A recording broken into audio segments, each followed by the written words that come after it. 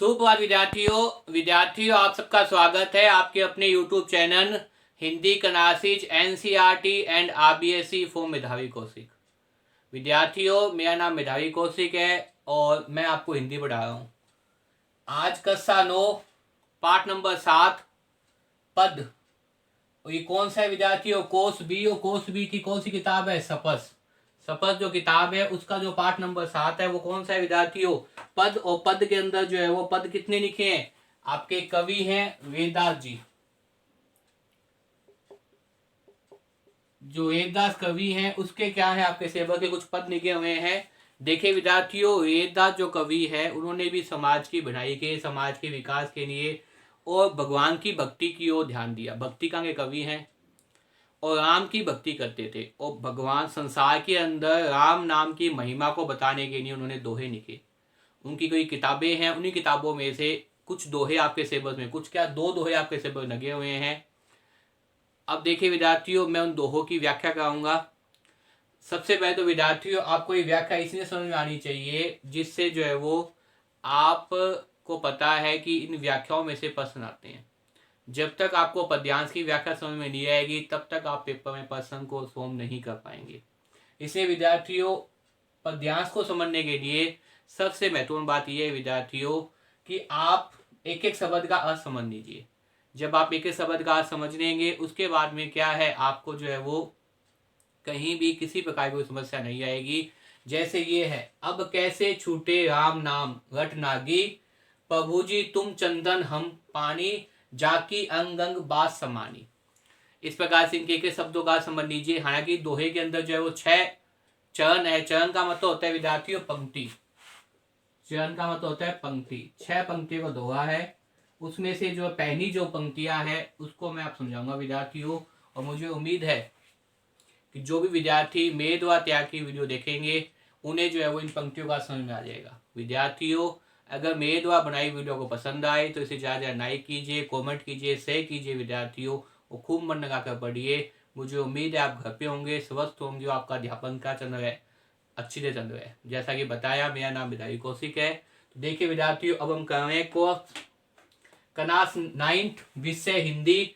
और पाठ नंबर कौन सा है आपके? पाठ नंबर लगा हुआ है 7। वेददास के कुछ पद लगे हुए हैं, 2 पद लगे हुए हैं। कौन सी किताब है ये? Course B. और कोर्स बी भी कौन सी है आपकी किताब? लगती है सपस और संचन और व्याकरण। तो उसमें से सपस का ये जो है वो भाग है। देखिए वेददास कवि के बारे में अगर आप समझना चाहेंगे तो वेददास कवि ने क्या कहा है, इसमें जो है वो भगवान की भक्ति पर आधारित जो है पूर्ण रूप से भगवान को समर्पण करने के लिए कहा है।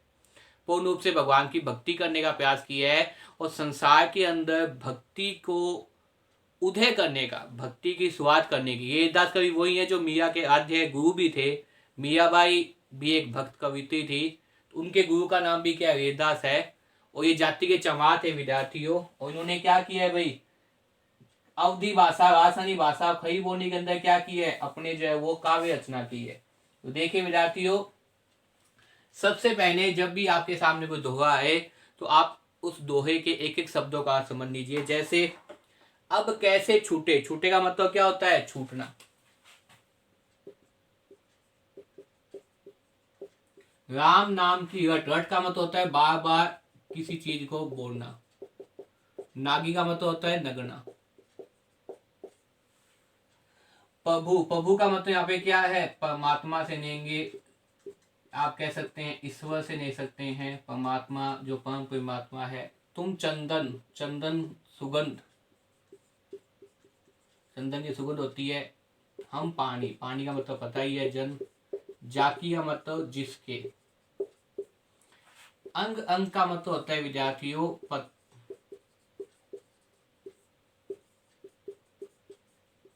शरीर का प्रत्येक भाग।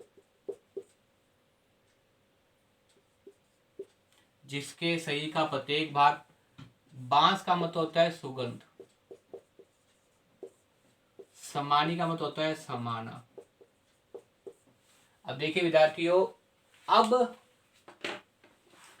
अब कैसे छूटे। छूटे का मतलब छूटना। अब कैसे छूटे राम नाम रट नागी। अब कैसे छूटे। छूटे का मतलब छूटना। राम नाम। रट का मतलब बार बार किसी चीज को बोलना। नागी का मतलब लगना। प्रभु, प्रभु का मतलब परमात्मा ईश्वर। तुम चंदन, चंदन का मतलब होता है सुगंधित, एक चंदन की खुशबू आती रहती है। हम पानी, पानी का मतलब क्या होता है जल जो हम पीते हैं। जाति का मतलब जिसके। अंगन का मतलब शरीर के प्रत्येक भाग, शरीर का प्रत्येक भाग। बांस का मतलब होता है सुगंध। और समानी का मतलब समाना, समर्पित हो जाना, एक तरह से जो है वो उसके अंदर ही खो जाना, सुगंध प्रत्येक भाग में। तो मुझे उम्मीद है विद्यार्थियों आपको एक एक शब्दों के याद हो गए होंगे अर्थ। क्योंकि विद्यार्थियों मेरे पढ़ाने का उद्देश्य या मेरी वीडियो तैयार करने का उद्देश्य एक ही होता है कि जो भी विद्यार्थी मेरे द्वारा तैयार की वीडियो देखे उन्हें साथ साथ में याद हो। अगर आप इन प्रकार से एक एक शब्दों का अर्थ अगर आपको आएगा तो आप आसानी से कविता की व्याख्या कर जाएंगे। और जब आप कविता की व्याख्या कर जाएंगे तो आपके पेपर के अंदर कभी भी प्रसंगत नहीं होंगे। क्योंकि जो प्रश्न आएंगे वो आएंगे इसी पद्यांश में से, इन्हीं कविताओं में से आएंगे। लेकिन इन प्रश्नों को लिखते समय, इन प्रश्नों का उत्तर देते समय आपको सबसे पहले कविता का अर्थ आना चाहिए। जब तक कविता का अर्थ आपको समझ में नहीं आएगा आप इस प्रकार के प्रश्नों को हल नहीं करेंगे। और सबसे सरल है ये, इसलिए आप एक एक शब्दों का अर्थ समझ लीजिए। मुझे उम्मीद है आपको एक एक शब्द का अर्थ याद हो गया होगा। अब देखिए इस दो पंक्तियों के अंदर कवि वेददास कवि क्या कह रहे हैं, अब कैसे छूटे राम नाम। राम नाम का मतलब भगवान का नाम लेना। राम नाम का मतलब क्या होता है, भगवान का स्मरण करना।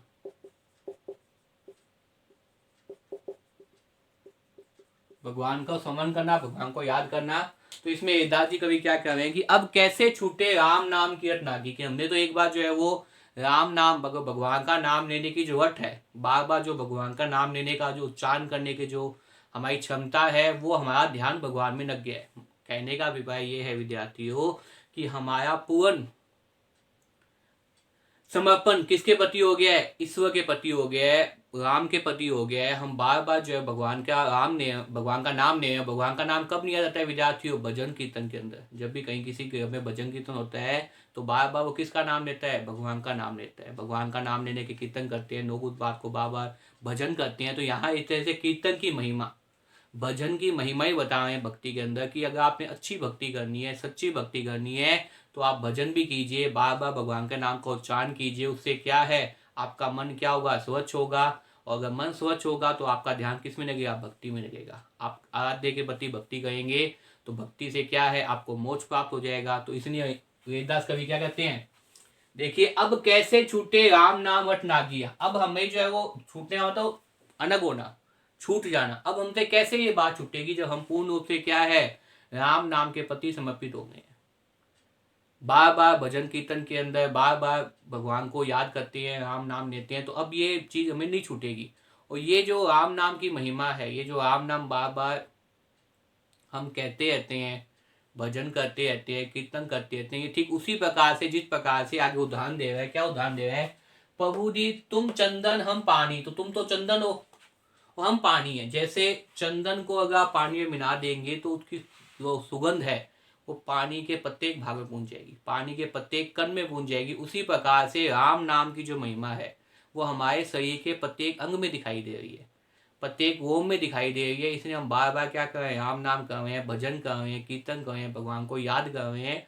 तो अब हम इससे अलग नहीं हो सकते। देखिए वो क्या कह रहे हैं, प्रभु जी तुम चंदन हम पानी, जाकी अंग बास समानी। जाके मतलब जिसके, मतलब हमारे शरीर के प्रत्येक अंग में क्या है, राम नाम रूपी सुगंध क्या है, समा गई है। हमारे जिसके मतलब हमारे शरीर के प्रत्येक भाग में, कवि कह रहा है वेददास कि हमारे शरीर के प्रत्येक भाग में राम नाम की सुगंध क्या है, समा गई है। तुम तो क्या हो, चंदन, चंदन का मतलब सुगंध हो। हम क्या है, पानी, हम का मतलब जो हम भक्ति करने वाले लोग हैं, जो समाज के लोग हैं, वो क्या है, पानी है। और तुम तो क्या हो, चंदन रूपी सुगंध हो।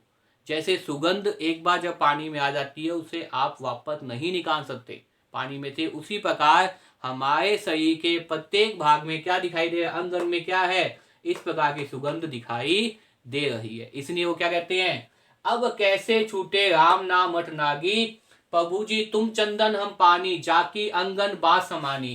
कि हे प्रभु अब आपके राम नाम का समन, भगवान का समन करना, भगवान की भक्ति करनी, अब हम उस बार बार जो है भगवान का नाम लेना, इस आदत को हम नहीं बदल सकते। छूटने का मतलब परिवर्तित करना, बदल देना। ये आदत अब हमसे नहीं परिवर्तित होगी, क्योंकि प्रभु जी व परमात्मा ईश्वर, तुम चंदन हम पानी, तुम तो चंदन हो हम पानी है।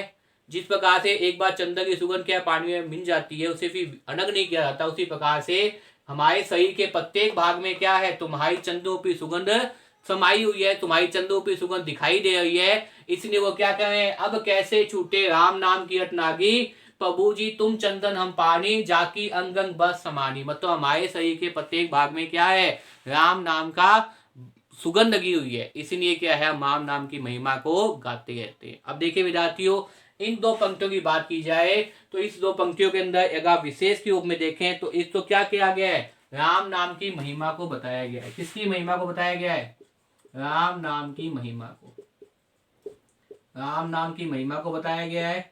इसके साथ देखें तो भजन कीर्तन को भी बताया गया है, भक्ति के अंदर भजन कीर्तन को महत्व दिया गया है, महत्ता को बताया गया है। और इसके बाद देखिए विद्यार्थियों, अगर अनंका की बात करें तो अनंका कौन सा होता है, देखिए अनंका की बात करें तो आपको सबसे पहले जो है वो अनुप्रास अलंकार देखना है, क्योंकि कविता के अंदर, कविता की पंक्तियों के अंदर अनुप्रास अलंकार हमें हमेशा मिल जाता है। अनुप्रास अलंकार मतलब होता है निश्चित क्रम में वर्णों की आवृत्ति। क्या होता है विद्यार्थियों, निश्चित क्रम में वर्णों की आवृत्ति, वर्णों की आवृत्ति कह दीजिए, पुनरावृत्ति कह दीजिए। मतलब आवृत्ति का मतलब क्या है, वर्णों का बार बार आना। निश्चित क्रम का मतलब क्या है, शब्द के अंदर वो निश्चित होना चाहिए, 1 नंबर पे, 2 नंबर पे, 3 नंबर पे, उसी क्रम के अंदर अगर उन वर्णों की पुनरावृत्ति होती है तो वहां कौन सा अलंकार दिखाई देता है, वहां आपके सामने अनुप्रास अलंकार दिखाई देता है। तो यहाँ कौन सा अलंकार है, पंक्तियों में अनुप्रास अलंकार है, क्योंकि यहाँ कई वर्णों की पुनरावृत्ति हुई है। अगर एक वर्ण की पुनरावृत्ति भी हो जाती है तो भी क्या होता है, अनुप्रास अलंकार। यहाँ तो कई वर्णों की पुनरावृत्ति दिखाई दे रही है, जैसे अब कैसे छूटे राम नाम, अब कैसे छूटे राम, तो देखिए मैं की पुनरावृत्ति हो रही है, इसी प्रकार से वह की पुनरावृत्ति हो रही है। राम नाम रट नागी, प्रभु जी तुम चंदन हम पानी, जाकी अंग अंग, अंग अंग का मतलब क्या है, देखिए यहाँ पे अलंकार कौन सा हो जाएगा, यहाँ पे यमक अलंकार हो जाएगा। यमक अलंकार मतलब होता है शब्दों की पुनरावृत्ति। बात समानी, तो यहाँ पे क्या अनुप्रास अलंकार है, और साथ में कौन सा अलंकार है विद्यार्थियों, यमक अलंकार है। अनुप्रास अलंकार में जहां वर्णों की पुनरावृत्ति होती है, वहां यमक अलंकार में किसकी होती है विद्यार्थियों, शब्दों की पुनरावृत्ति है। तो यहाँ अंग अंग आए हुए एक शब्द, तो यहाँ तो क्या है, यमक अलंकार है। और इस पंक्ति में बात करें तो किस किस की वर्णों की पुनरावृत्ति हो जाएगी, अनुप्रास अलंकार के अंदर देखें तो एक रै की पुनरावृत्ति दिखाई दे रही है, एक मैं की पुनरावृत्ति दिखाई दे रही है। तो इसलिए अलंकार कौन सा हो जाएगा विद्यार्थियों, अनुप्रास अलंकार हो जाएगा। मुझे उम्मीद है विद्यार्थियों इस प्रकार से आप पेपर के अंदर अलंकार भी निकाल लेंगे, आपको भाव सौंदर्य भी पता चल जाएगा, और इन दो पंक्तियों का अर्थ आपको समझ में आ गया होगा। तो विद्यार्थियों आप घर पे रहिए, स्वस्थ रहिए, पढ़ाई अपनी चालू रखिए, और बार बार वीडियो को देखिए और याद करने का प्रयास कीजिए। धीरे धीरे जो है वो आप वीडियो देखेंगे तो आपको इस प्रकार से शब्दों का अर्थ याद हो जाएगा, और जब आपको शब्दों के अर्थ याद हो जाएंगे तो आपको जो है वो व्याख्या आसानी समझ में आ जाएगी। तो विद्यार्थियों अगर मेरे द्वारा बनाई वीडियो को पसंद आए तो इसे ज़्यादा लाइक कीजिए, कमेंट कीजिए, शेयर कीजिए। विद्यार्थियों घर पे रहिए, स्वस्थ रहिए। अगली वीडियो के अंदर मैं इसका जो बाकी की जो 4 पंक्तियाँ वो कराऊंगा विद्यार्थियों। तो मुझे उम्मीद है आपको समझ में आ गया होगा। बार बार देखिए और खूब पढ़िए विद्यार्थियों। धन्यवाद।